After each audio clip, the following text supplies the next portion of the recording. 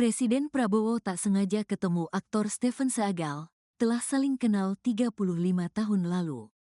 Presiden Prabowo Subianto dan aktor asal Amerika Serikat, AS, Steven Seagal, dikabarkan telah saling kenal 35 tahun lalu.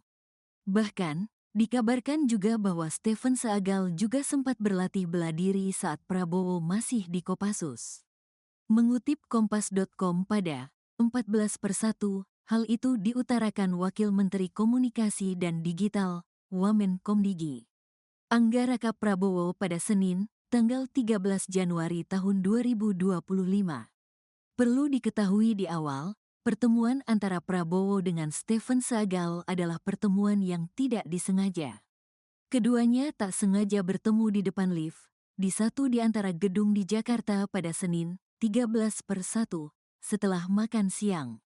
Dengan begitu, keduanya saling menyapa dan bertukar kabar. Lantas, Anggaraka Prabowo mengutarakan bahwa Presiden Prabowo dan aktor Steven Seagal sudah saling kenal 35 tahun lalu.